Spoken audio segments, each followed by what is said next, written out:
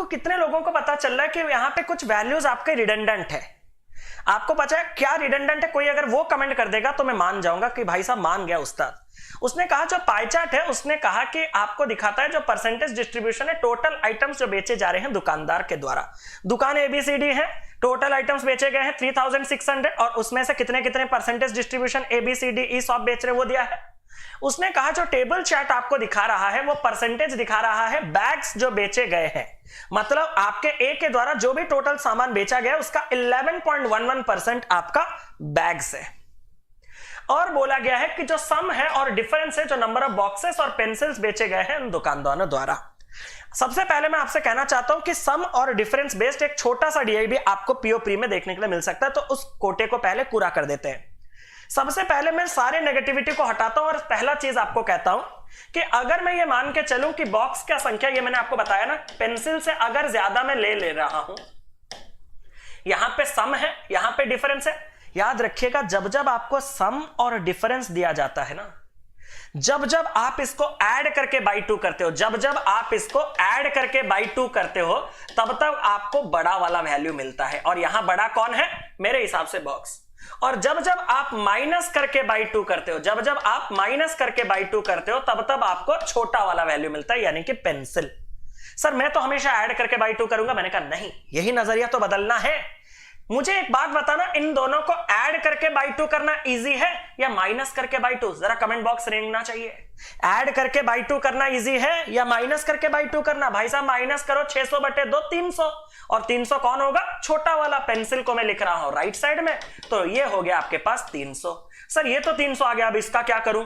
अब 300 से 104 के डिफरेंस में ये ऊपर बैठा होगा ना, तो 300 में 104 जोड़ दो, 404। क्या ये पहला चीज क्लियर है? सर और एक बार समझ नहीं आया? मैंने कहा सम है, डिफरेंस है, ऐड करके बाई 2 कर सकते हो, माइनस करके बाई 2 कर सकते हो, लेकिन माइनस करूंगा तो 432 से 32 गया तो 400 बचा, उसका आधा कर दूंगा तो 200 हो गया आपके पास पेंसिल, और 200 से 32 ज्यादा 232 हो गया आपके पास बॉक्स। ये बॉक्स लिख देना होगा, नहीं तो मैं भूल जाऊंगा। यहां माइनस करके बाई 2 से ज्यादा मुझे ऐड करके बाई 2 में पसंद आ रहा है। 540 + 60 300/2, सॉरी 600/2 कितना हो जाएगा? सर 300 हो जाएगा। और अगर मैं आपसे कहूं तो दूसरा वाला काउंटर पार्ट कैसे निकालूं? सर डिफरेंस तो 60 होना चाहिए। अगर आपने बड़ा वाला निकाल दिया तो 60 कम करके छोटा वाला लिख दो ना, 240। मैंने कहा सही है। इन दोनों को माइनस करके बाई 2, 400/2, ये आ जाएगा 200, और ये हो जाएगा उससे 104 ज्यादा, यानी कि 304। और यहां पे अगर मैं कहूं तो माइनस करके बाई 2, 600/2 300, और उससे 30 ज्यादा 330। क्या आपको एक छोटा सा चीज ये सीखने के लिए मिला कि ऐड करके बाई 2 बड़े के लिए, माइनस करके बाई 2 छोटे के लिए, जब भी आपको सम और डिफरेंस दिया जाता है। और साथ ही साथ हमेशा यही फॉलो करूंगा, ये मैंडेटरी नहीं है, नंबर्स को देख के मैं जो भी फॉलो कर सकता हूं। यहां तक बात साफ है? यहां तक बात साफ है? इतना तक बात साफ होने के बाद अब मैं चला आगे। मैंने आपसे एक सवाल पूछा था कि इनमें रिडंडेंट वैल्यू कौन है? या तो ये देता या तो ये देता, मुझे इन दोनों की जरूरत नहीं है। सर मतलब दिखाऊं? हाँ सर दिखाओ। रेडी हो?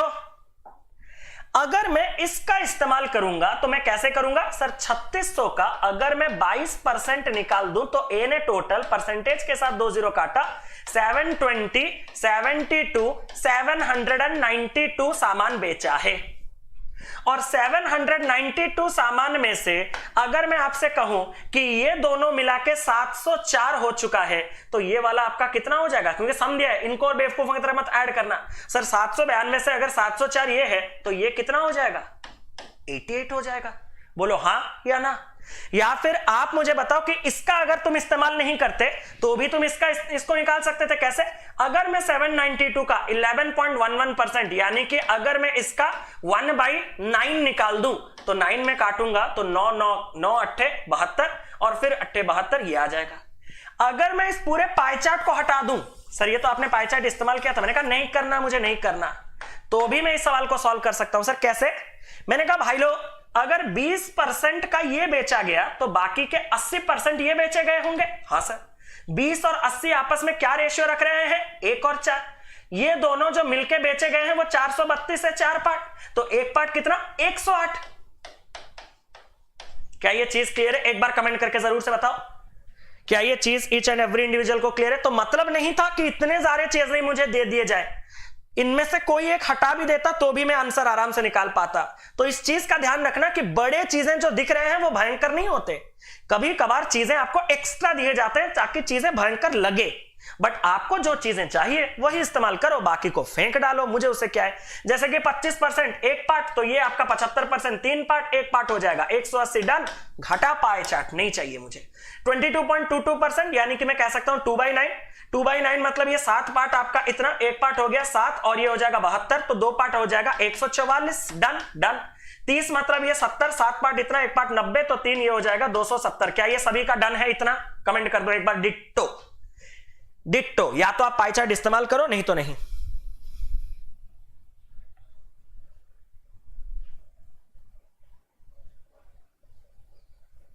सीख गए? उम्मीद करता हूं ये डीआई अब आपके प्रिपरेशन में 4 चांद लगाने के लिए काफी होगा। तो दोस्तों उम्मीद करता हूं कि ये छोटा सा सेशन आपको काफी पसंद आया होगा, क्योंकि छोटे छोटे वीडियोस के माध्यम से मैं आप तक बहुत ही पावरफुल कॉन्सेप्ट डिलीवर कर रहा हूं। तो ऐसे पावरफुल कंटेंट के लिए इस चैनल यानी कि करियर डिफाइनर पे जुड़े रहिएगा। इस चैनल को अभी सब्सक्राइब कर लीजिए और साथ ही साथ बेल आइकॉन को प्रेस कर लीजिए ताकि आगे आने वाले वीडियोस के नोटिफिकेशंस आपको मिलते रहे।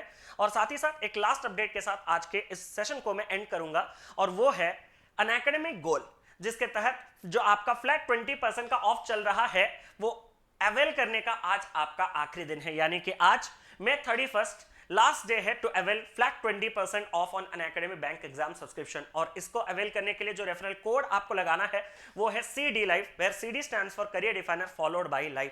और साथ ही साथ आगे आने वाले दिनों में आपको जल्द ही अनएकेडमी के प्राइस राइज देखने के लिए मिलेंगे। तो उस प्राइस हाइक को बीट करने के लिए आप अगर नियर फ्यूचर में प्लान किए थे सब्सक्रिप्शन लेने का, तो this is the right time, just do it, just go for it, because एक ही सब्सक्रिप्शन फी पे करके आप सारे एजुकेटर्स के सारे कोर्सेज को एक्सेस कर सकते हो।